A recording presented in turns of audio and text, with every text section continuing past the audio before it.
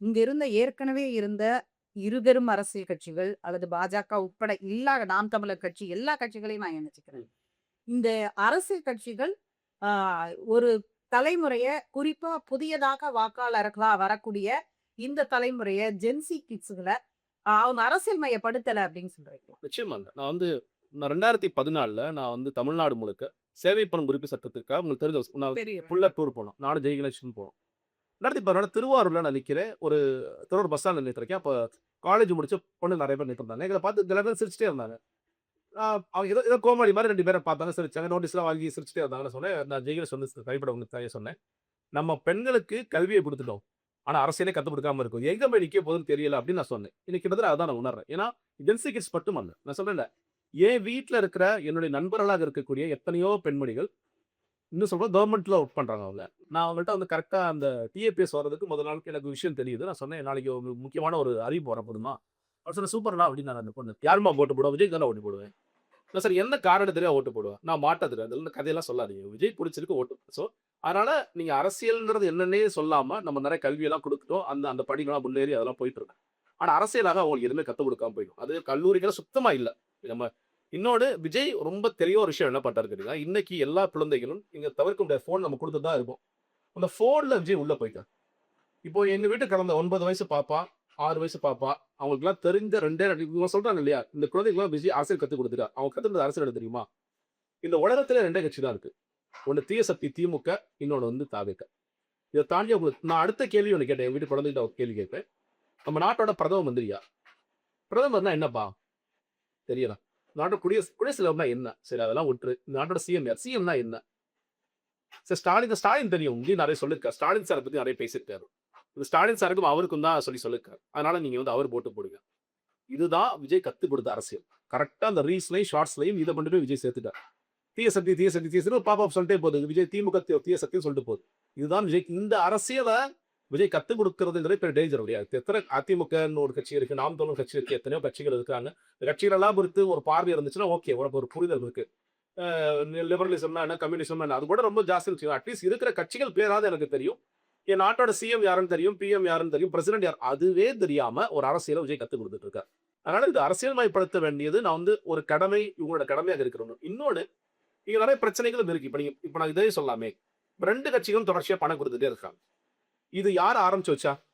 இது ரொம்ப காலமா ஓடிக்கிட்டே இருக்கு. ஆனா இது வெவ்வேறு ஃபார்முலாக்கள் போய் இந்த வாட்டி என்னாச்சு கேட்டீங்கன்னா, லால்குடியில அதிமுக வேட்பாளர் லீமா ரோஸ் ரூ. 25,000 குடுக்குறாங்க. ஒரு ஓட்டுக்கு ரூ. 25,000. கரூர்ல ஒரே மணி நேரத்துல 120 கோடி வாக்காளருக்கு ரூ. 6,000 திமுக. அடுத்த 1 மணி நேரத்துல எம்.ஆர். விஜயபாஸ்கர் அவர் ரூ. 3,000. ரூ.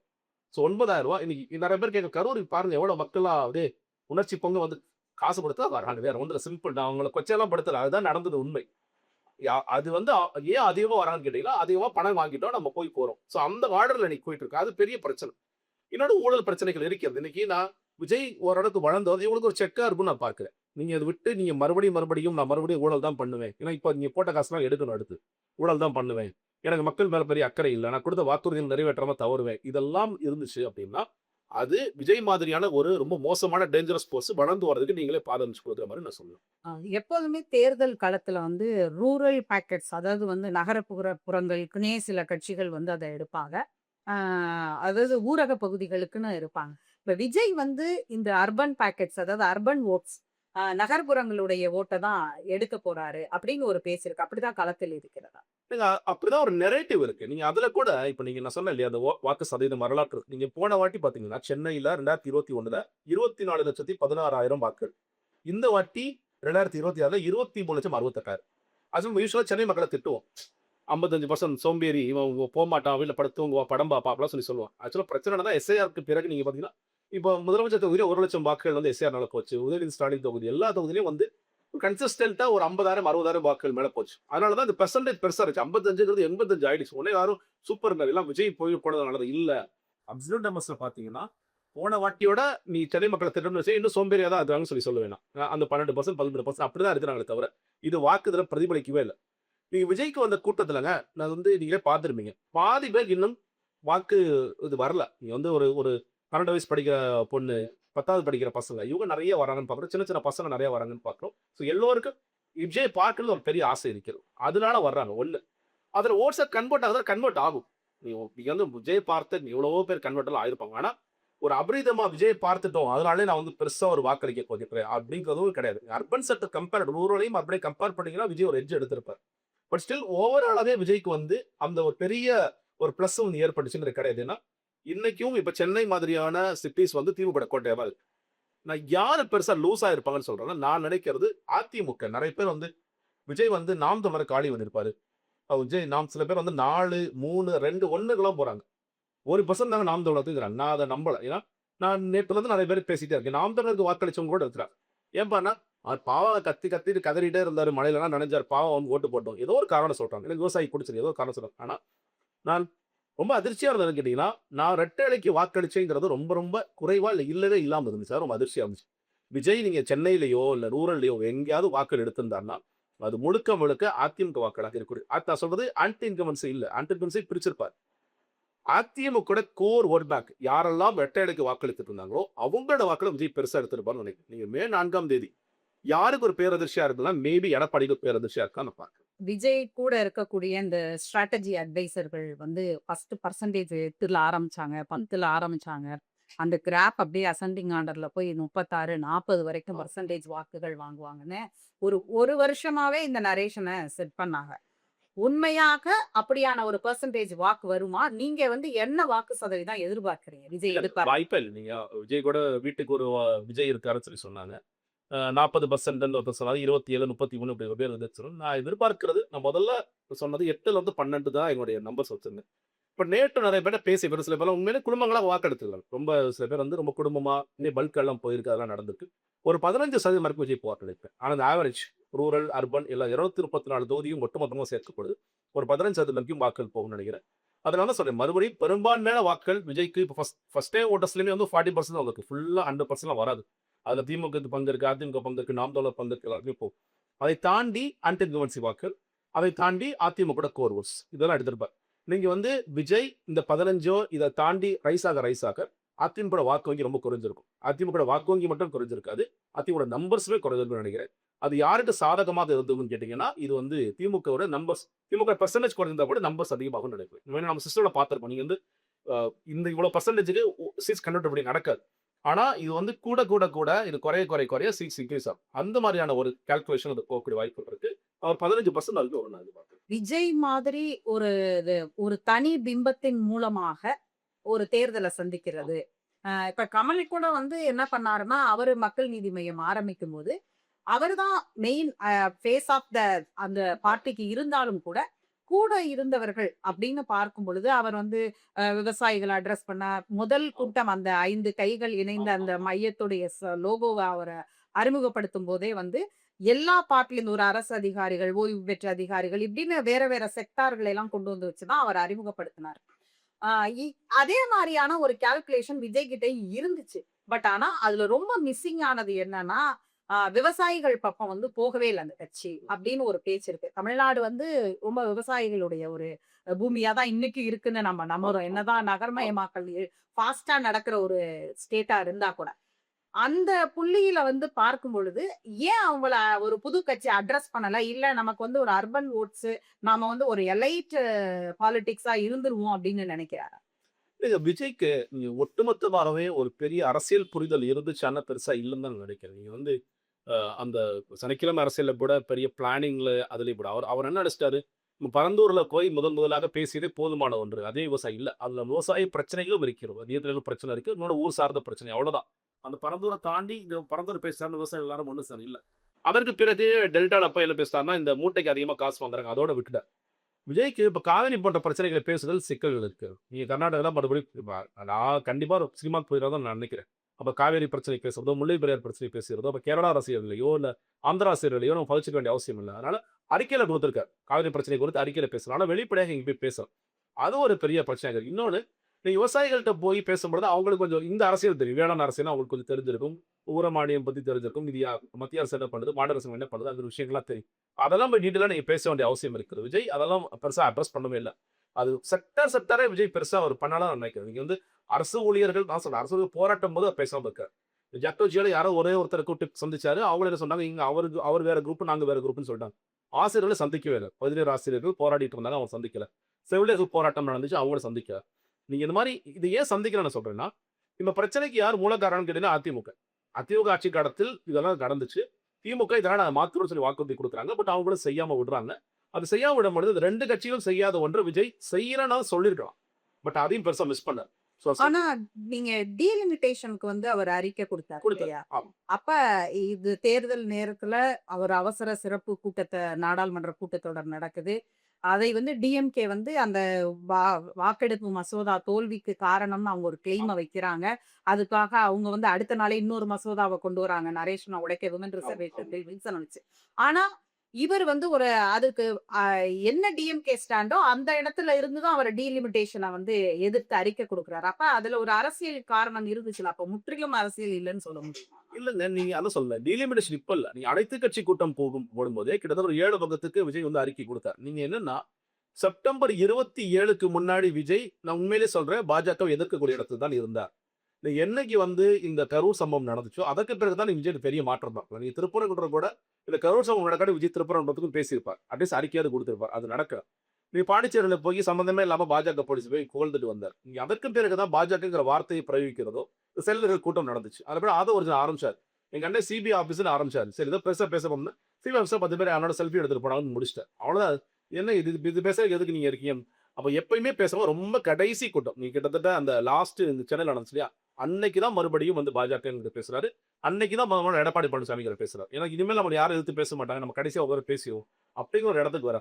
சோ நீங்க டிலிமிட்டேஷன் குறித்து விஜய் அன்றைய கூட்டத்தில் பேசியிருக்கணும்னு எதிர்பார்க்கிறேன். இது பெரிய பிரச்சனையா இன்னொன்னு பாருங்க. தமிழ்நாடு முதலமைச்சர் வந்து கருப்பு கொடி ஏத்தி அவர் வந்து அதை எரிச்சு தீ பரவட்டும்னு சொல்லி சொல்றாரு. விஜய் அந்த இடத்துல என்ன பண்றாரு? நீ வீட்டுல போய் கோலம் போடுகிறார். இதுவே எக்ஸ்ட்ரீம் ஆப்போசிட் இல்லையா? நீ ஆமா தமிழ்நாடு முதலமைச்சர் சொல்றது சரி. நம்ம டீலிமிட்டேஷன் நம்மள ஒன்றா நிக்கணும். அப்படிங்கிற இந்த ஸ்டாண்ட் நம்ம ஸ்டாண்ட் ஒரே ஸ்டாண்ட் தான். அப்படின்னு சொன்னீங்கன்னா நீ தமிழ்நாட்டுக்கா நிக்கிறீங்க. இன்னொன்னு தமிழ்நாடு அகைன்ஸ்ட் என்டிஏங்கிறத விஜய் ரொம்ப மட்டுப்படுத்துறாரு. இதெல்லாம் பாராளுமன்றத்தை அதெல்லாம் கேட்கறாரு. ஒண்ணுமே தெரியாத மாதிரி. ஆனா அதே என்டிஏ தான் உங்களை வச்சு ட்ரில் பண்ணுச்சு சிபிஐல. அப்ப விஜய் என்ன பண்ணாரு? பேசாம தான் இருந்தாரு. எதுவுமே செய்ய அப்ப யாரும் இன்னும் சொல்ல ஜனநாயக படம் ரிலீஸ் ஆகுது யார் காரணம்? அவங்க மட்டுமே காரணம். அது விஜய்க்கு தெரியாதா? நிச்சயமா தெரியுது. அந்த மாதிரி நேரங்கள்ல விஜய் வந்து பாஜக கொள்கை எதிரின்னு சொல்லிய பிறகும் கூட அவங்க இருத்தார்களா என்ற எதிர்க்கலாம். இன்னொன்னு நீங்க விஜய் இந்த களத்துல நிக்கிறாரோ நிக்கலையோ, ஆனா ஷார்ப்பா ஒரு வேலையை பார்த்திருக்காரு. திமுக ஒரு தீய சக்தி. இது யாருக்கு இப்போ உதவும் நாளைக்கு? நீங்க வந்து அதிமுக அதை சொன்னாங்க முதல்ல. பட் அவங்க கூட பெருசா எடுத்துட்டு போல. இது மறுபடியும் விஜய் இந்த களத்தை விட்டு வெளியே போனா கூட இது பாஜகவிற்கு பெருசா உதவும். ஏன்னா அதிமுக வாக்கு வங்கி எடுக்கிறாரு. திமுக தீய சக்திங்கிறத இன்ஸ்டில் பண்றதோட நோக்கம் என்னவாக இருக்கிறது? இது யாருக்கு மறைமுகமாக உதவுவதாக இருக்குன்னா, அது கிட்டத்தட்ட பாஜகவுடைய லைனுக்கு போற மாதிரி இருக்கு. அதெல்லாம் விஜய் செய்ய வேண்டிய அவசியம் இல்லை. நீங்க பாருங்க கொள்கை ரீதியாக பாருங்க. நான் திமுக வந்து இவ்வளவு காப்பீடு வச்சுப்பேன். தேர்தல் அறிக்கை நான் திமுக வந்து காப்பீடு வச்சுப்பேன். ஆனா அது தீய சக்தின்னு சொல்லி சொல்லுவேன். அப்படிங்கிறது என்ன விதமான ஒரு நிலைப்பாடு? பெரம்பூர், திருச்சி கிழக்கு. விஜய் கால்குலேஷன் என்ன? ரிசல்ட் என்னவா? பெரம்பூர்ல நான் வந்து ஆர்.டி. சேகர் தன்னோட திமுகவோட வாக்கு வங்கியை தக்க வைப்பார்னு நினைக்கிறேன். நீங்க பிரச்சனை கேட்டீங்கன்னா பாமக கேண்டிடேட் திலகபாமா. அவங்க வந்து டெபாசிட் இழந்து அவங்க ரொம்ப கம்மியா போக போக விஜய் அதுல ஏறி வருவார்கள் நினைக்கிறேன். ஒருவேளை அது நடந்துருந்துச்சுன்னா விஜய் வெற்றி பெறக்கூடிய வாய்ப்பு இருக்கு. திருச்சி கிழக்குல எனக்கு விஜய் ஜெயிப்பார்னு எனக்கு நம்பிக்கை இல்லை. அவர் வந்து அவர் கணக்கோட போனார். அங்க வந்து கிறிஸ்தவர்கள் வாக்கு இருக்குன்னு சொல்லி கணக்கோட போனார். ஆனா இரிகோராஜ் ஏற்கனவே கிறிஸ்தவ நல்ல இயக்கமா நடத்திட்டு தான் அவர் பண்ணிருக்காரு. இன்னொன்னு அங்கே கே.என். நேரு கொண்டவரெல்லாம் அவங்கள எளிதாக்க நீங்க அதை விட்டுற மாட்டாங்க அப்படின்னு நினைக்கிறேன். ஸோ ஓவராலா இங்க வந்து டஃப் கொடுப்பார். பெரம்பூரையுமே டஃப் கொடுப்பாரு நிச்சயமாக. அங்க வந்து ஒரு வெற்றி வருவாருங்கிறது சந்தேகமா தான் இருக்கு. 234 தொகுதிக்கும் தன்னுடைய ஒரே முகத்தை மட்டுமே வச்சு வாக்கு கேட்டவர். தன்னுடைய 2 தொகுதியிலையுமே ஸ்ட்ராங்கா சொல்ல முடியாததுக்கு என்ன காரணம்? இவ்வளவு கூட்டம், இவ்வளவு மக்கள் பின்னாடி எத பத்தியும் யோசிக்காம அவருக்கு வாக்களிக்கணும். டிரெஸ் கோடு, இந்த டிரெஸ் கோடுல போய் தான் வாக்களிக்கணும். இப்படி நெறைய பேட்டர்ன்ஸ். இந்த பேட்டர்ன்ஸ் ஏன் அவருக்கு வாக்கா கன்வெர்ட் ஆகாதுன்னு நினைக்கிறீங்க? இல்லைங்க. ஏன்னா நீங்க ஒண்ணு திமுக எஸ்.ஏ.ஆர் வந்தே சொல்லி சொல்றேன். அவங்களோட வாக்கு வங்கி அவங்க அப்பவே தக்க வைக்க ஆரம்பிச்சிட்டாங்க. திமுகவிற்கு வந்து இன்னொன்னு சில பிரச்சனைகள் இருந்தது. நீங்க சொன்ன டிசம்பர்ல நான் நிறைய போராட்டங்கள் குறித்து பேசினேன். அந்த போராட்டங்களை அதிமுக பயன்படுத்தல. நீங்க வந்து அதிகம் பயன்படுத்த முடியாது ஆன்மீக ரீதியாக. விஜய் பயன்படுத்தல. எந்த எதிர்க்கட்சியும் பயன்படுத்தல. இது போராட்டத்தை முடித்து வைத்தது திமுக தான். நீங்க ஓல்டு பென்ஷனா, நியூ பென்ஷனா டிஏபிஎஸ் அப்படிங்கிற ஒரு ஸ்கீம் கொண்டு வந்து முடிக்கிறார். 17 ஆசிரியர்கள் போராட்டத்தை வந்து நீங்க 12,000 ஊதியம் வாங்கிட்டு 15,000 மாத்திரம்னு சொல்லி அதை முடிச்சு வைக்கிறார். செவிலியர்களை நாங்க ரெக்ரூட் பண்றோம். ஒரு 1000 பேர் இப்ப ரெக்ரூட் பண்ண சொல்லி அதை முடிச்சு வைக்கிறார். அப்ப எங்கெல்லாம் பிரச்சனை இருக்குன்னு திமுக ஒரு லைன் எடுக்கிறாங்க. லேப்டாப் பில் கொடுக்காது பெரிய இதா இருக்கு. பெரிய நெகட்டிவ் ஆயிட்டு இருக்கு. அதை நீங்க பண்ணுங்க. நீங்க கடைசி தேர்தல் அறிவிக்கிறதுக்கு முன்னாடி கடைசி ஒரு மாசம் பார்த்தீங்கன்னா, தினம் தினம் அறிவிப்புகள் தான். தாய்மானவர் திட்டம், ரேஷன் பொருட்கள் வயதானவர்களுக்கு மாற்றுத்திறன் வீடு வந்து கொண்டு போய் நாங்க சேர்ப்போம். எதெல்லாம் திமுக செய்யாம இருந்தாங்களோ, அது எல்லாத்தையும் இறங்கி செய்றாங்க. அந்த நேரத்துல தான் வந்து இந்த மாநில உரிமை தொகை ரூ. 5000. அன்னைக்கு குறிப்பா விஜய் வந்து சேலத்துல கூட்டம் போட்டாரு. அன்னைக்கு விஜய் பேசுபொருளே ஆகல. அன்னைக்கு பேசுபொருள் என்பது, உன் அக்கவுண்ட்ல பணம் ஏறிச்சா ஏறலையா? என் அக்கவுண்ட்ல ஏறிச்சு. அது ஒண்ணு தான் இருந்துச்சு. அது ஒரு பெரிய இம்பாக்ட். ஏன்னா, 1,31,00,000 பேர் ஏற்கனவே குடுக்குறோம். இத நாங்க குடுக்கணும். அது மட்டும் இல்லாம ரூ. 2,000 அது ஆக்கப் போகுதுங்கும்போது, ஏற்கனவே வாங்கிட்டு இருக்கவங்களுக்கு ஒரு பெரிய நம்பிக்கை வரும். ஸோ இதெல்லாம் வந்து ஒட்டுமொத்தமாக திமுகவுக்கு நான் மறுபடியும் சொல்றேன். திமுக ஆன்டி இன்கம்பன்சி இருந்துச்சு. சட்டம் ஒழுங்கு, பாலியல் பிரச்சனைகள் அதெல்லாம் ஆன்டி இன்கம்பன்சி இருந்துச்சு. நம்மளோட சில மாரி சில தேர்தல் வாக்குறுதி நிறைவேற்றல் ஆன்டி இன்கம்பன்சி இருந்துச்சு. பட் ப்ரோ இன்கம்பன்சி நெறைய இருந்துச்சு. நெறைய டெவலப்மென்ட் வேலைகள் பார்த்துருக்காங்க. நெறைய விஷயங்கள்ல முக்கியமான இது காலை உணவு திட்டம் இந்த மாரி விஷயங்கள் பண்ணிருக்காங்க. அப்ப அவங்களோட வோட் பேங்க்க அவங்க தக்க வச்சுட்டாங்கன்னு நெனைக்கிறேன். அப்ப விஜய் எடுக்க வேண்டிய வாக்கு வங்கிங்கிறது ஒண்ணு புதிய வாக்காளர்கள் வந்து எடுக்கணும். இல்ல ஏற்கனவே இருக்கிற எக்ஸிஸ்டிங் பார்ட்டிஸ் வந்து எடுக்கணும். திமுகவோட கோர் பேங்க்ல தான் கை வைக்கணும். இன்னொன்னு அவரே இந்த களத்த டிவிகே, டிஎம்கே, டிவிகே ஷேர் பண்றது மூலியமாக இதுவரைக்கும் ஒருவேள வேற ஒரு ஆப்ஷன் வச்சிருக்கோம். ஒரு ஐடியல்கே ஆப்ஷன் வச்சிருக்கோம்ங்கிறது கூட இல்ல. இது வந்து நம்ம டிவிகே அடிக்கணும்னா டிஎம்கேக்கு போகணும். அப்படிங்கிற ஒரு இடத்த நெறைய பேர் தகுத்துறாரு அவர் ஒண்ணு. இன்னொன்னு நீங்க வந்து இது யார்லருந்து எங்கருந்து எடுப்பாருன்னு கேட்டீங்கன்னா, இது ஒண்ணு அழிஞ்சிட்டு வர அதிமுகலருந்து எடுக்கணும். ஸோ அந்த அதனால தான் மறுபடியும் சொல்றேன். அதிமுகட்ட இருந்தா அதிகமான வாக்குகள அவர் எடுத்துக்கூடிய வாய்ப்புகள் இருக்கிறது. நீங்க இங்கேயும் சுலபமா குறைய அங்க திருச்சியில வந்து போன வாட்டி வெல்லமண்டி நடராஜன் எடுத்திருந்தாரு. அந்த வாக்குகள வந்து அது குறைய விஜய் வந்து மேலேறிருவார். ஓவராலா இந்த பேட்டர்ன் இப்படிதான் இருக்கும்னு நான் எதிர்பார்க்கிறேன். ஓவராலா இந்த பேட்டர்ன் இப்படிதான் இருக்கும். திமுக தங்களோட கோர் வோட் பேங்க ஸ்டெபிலைஸ் பண்ணியிருந்தாங்களே போதுமானதாக இருக்கும். அவர்கள் வந்து வெளிய பெருசா ஒரு வர்றதுக்கும், அடுத்ததாக இவர் வந்து அதிமுக வந்து குறைய திமுக அதிகமான வாக்குகள் எடுப்பதற்கும் அதிக போதுமானதா இருக்கும்னு நினைக்கிறேன். அதான் சொல்றேன்ல, இந்த வாட்டி அவர் வந்து ஒரு பெர்சன்டேஜ் ப்ரூவ் பண்ணிருவார். நீங்க வந்து அவங்க சொன்ன பெர்சன்டேஜ் ப்ரூவ் ஆகாது. பட் ஆனா ஸ்டில் இப்ப இன்னைக்கு ஒரு ட்வீட் எழுதியிருக்க மாரி அவர் என்ன சொல்லுவாரு? எல்லாருமே என்ன பார்ப்பாங்க? இது ஒரு உண்மையிலேயே ஒரு பெரிய வெற்றி தான். ஏன்னா விஜயகாந்த் இது பார்க்காத வெற்றி. 26லயே ஒரு 15% என்பது யாருக்கும் அது உண்மைதான். பட் ஆனா அவங்களுடைய கம்பேரிசன் அவங்க நான் சிஎம் ஆயிடுவேன், நான் வந்து ஆட்சி அமைக்க போறேன் அப்படின்னு சொல்ற இடத்துல இருந்து பார்த்தா அது தோல்வி. பட் இங்கிட்ட இருந்து பார்த்தா வெற்றியாக இருக்கும். இத விஜய் வந்து தொடருவாரா, தொடர மாட்டாரா? அப்படிங்கிறத பொறுத்து இந்த அரசியல் உண்மையிலேயே திமுக டிவிகேன்னு போகுமா? இல்ல திமுக பாஜக போகுமா? அப்படிங்கிறத பார்ப்பேன். எடப்பாடியில கேண்டிடேட் மாயம். வேட்பாளர் மாயம். ஆனா, ஒரு கூட்டத்திலயும் அவர் அத அட்ரஸ் பண்ணவே இல்ல. தன்னோட ஒரு கேண்டிடேட்டே தூக்கிட்டாங்க. 234 தொகுதியில நாம 233ல தான் போட்டியே போட போறோம் அப்படிங்கிறது வந்து, அ என்னதான் நம்பர்ஸ் ஒரு நம்பர் தானே அப்படின்னா கூட, அது அவருக்கு வந்து ஒரு பிரெஸ்டீஜ் இஷ்யூவா கூட அவர் எந்த இடத்துலயுமே அத அட்ரஸ் பண்ணவே இல்ல. ஆனா, அதன் பிறகு ஈவன் 2ஆம் கட்ட தலைவர்கள் கூட, அதாவது வெளிப்படையா சொல்லணும்னா, ஆ ஆதவ அர்ஜுனாவோ, இல்ல அருண்ராஜோ யாருமே கூட அத பெருசா பேசவே இல்ல. ஆனால் மதியம் 1 மணிக்கு எடப்பாடி கடைசி நாள் பரப்புரைய முடிச்சிடுறாரு. அவர் மாலை 5 மணி வரைக்கும்லாம் பண்ணல. அவர் மதியத்தோடயே முடிச்சிடுறாரு எடப்பாடி. இவரு மாலை வந்து எடப்பாடி முடிச்சதுக்கு அப்புறம் எடப்பாடிய கடுமையாக 10 தோல்வியை சந்தித்தவர்லாம் பேசினார். இவ்வளவு நாள் விமர்சிக்காம, ஒரு கேண்டிடேட்டே மாயமானப்ப கூட குறைந்தபட்சம் அங்க யாரு ஸ்ட்ராங்கா இருக்கிறாங்க, இல்ல சஸ்பீஷியஸ்ன்னு கூட பேசாம இருந்தவரு, அவர் பரப்புரைய முடிச்சுட்டு போனதுக்கு அப்புறம் விமர்சிக்க வேண்டிய கட்டாயம் ஏன் வந்துச்சு? எதுக்காக கடைசி நாளு அது வந்து ஒரு டோக்கனிசம் மாரி ஒரு பெரிய விமர்சனத்த வைக்கிறார்? அது கிட்டத்தட்ட சோம்பேறித்தனம் தாங்க. அதான் நீங்க பண்ணியிருக்க வேண்டியது பல நேரங்கள்ல பற்றும் பலம்னு சொல்லி சொன்னார். நடுவுல ஒரே ஒரு வாட்டி ஊழல் சக்தின்னு சொல்லி பேசினாரு. அதன் பிறகு அதிமுக கடுமையா எதிர்வினையாற்றாங்க. அவங்க வந்து பனைகள் பண்ணையார சொல்லி அடிச்சாங்க அவங்க. அவங்க நெறைய அடிச்ச பிறகு பேசாம அமைதியாயிட்டாங்க. இந்த ஒட்டுமொத்த காவல்துறை அமைதியாயிடுச்சு. அதற்கு பிறகு கிட்டத்தட்ட வந்து இந்த சின்ன குழந்தைங்கலாம் அப்படியே காலிங் பெல் அடிச்சுட்டு ஓடி போற மாதிரி ஒரு வேலையெல்லாம் பார்த்தார் விஜய். விஜய்க்கு வந்து உண்மையிலேயே எடப்பாடி எதிர்க்கணும், அதிமுக எதிர்க்கணும்ங்கிறதெல்லாம் இல்ல. அவங்க சில நேரம் ஸ்ட்ராட்டஜியா சொல்றாங்க. நீங்க வந்து அதிமுகவ எதிர்க்காம இருந்தா தான் அதிமுகவோட வாக்கு நமக்கு வரும் அப்படிங்கிற ஒரு ஸ்ட்ராட்டஜியா அவங்க இத சொல்றாங்க. வித்தியாசமா சொல்றாங்க. அதுதான் பண்ணாரு. ஆனா கடைசி நேரத்துல நீங்க வந்து 234ல ஈல்டு பண்ணிட்டாரு விஜய். அத விட்டு குடுத்துட்டாரு அப்படிங்கிற ஒரு பேச்சு. இன்னொன்னு இங்க பெரம்பூர்ல வந்து பாமகக்கு ஏன் எடப்பாடி குடுத்தாருன்னா, அவர் ஒரு அண்டர்ஸ்டாண்டிங்ல தான் விஜய் குடுத்திருக்காரு அப்படிங்கிற ஒரு பேச்சு ஏற்கனவே இருக்கு. அப்படி இருக்கிற காரணத்துல தான் அங்கேயும் வந்து கேண்டிடேட்னா, அந்த கேண்டிடேட் வந்து செங்கோட்டையன் அவர்கள் போட்ட கேண்டிடேட். அவர் எப்படி மாயமாவாரு? ஏன்னா செங்கோட்டையனுக்கும் எடப்பாடிக்கும் டெர்ம்ஸ் நமக்கு தெரியும். அப்ப அவர் எப்படி மாயமானாரு? மேல இருந்து சொல்லி ஏதாவது பண்ணாங்களா? என்ன அண்டர்ஸ்டாண்டிங்ல போச்சு? அப்படிங்கிறதெல்லாம் பெரிய கேள்வி தான். ஸோ இத பொறுத்தவரைக்கும் எனக்கு நீங்க ஹெல்ப் பண்ணுங்க. நாங்க உங்களுக்கு ஹெல்ப் பண்றேன். அப்படிங்கிறத அது வந்து ஒரு எழுதப்படாத ஒப்பந்தமாக இருந்துச்சு. அதனால கடைசி நிமிஷத்துல நம்ம எதாவது சொல்லணும்னா, இங்க வந்து ரிஜெக்ட் ஆயிடுச்சு. அதற்கு பிறகு தான் உங்களுக்கு சிம்பல்லாம் அலோகேட் பண்றாங்க. உங்களுக்கு நிர்வாகி ஒருத்தர் நிக்கிறாருன்னு அப்பயே கூட தெரிஞ்சிருக்கும். நீங்க விசில் நிற்காத இடத்தில் விசில் கேட்டீங்கன்னா விசில் குடுப்பாங்க எலக்ஷன் கமிஷன். சிம்பிள் அலோகேஷன் அன்னைக்கு விசில் நினைச்சதா நீங்க வாங்கிடலாம். அன்னைக்கெல்லாம் வாங்காம நீங்க கடைசியா நாங்க டிவி பெட்டிக்கு நீங்க அங்க மட்டும் தொலைக்காட்சி பெட்டிக்கு ஓட்டு போடுங்க அப்படின்னு சொல்வதன் கூட, அது கிட்டத்தட்ட ஒரு டோக்கனிசம்க்கான வேலைய தான் பார்க்கிறேன். தன்னாட்சிக்காக இவ்வளவு நேரம் உங்களுடைய கருத்துக்களை பகிர்ந்து கொண்டதற்கு நன்றி. மற்றும் ஒரு நிகழ்ச்சியில் சந்திக்கலாம். நன்றி, வணக்கம்.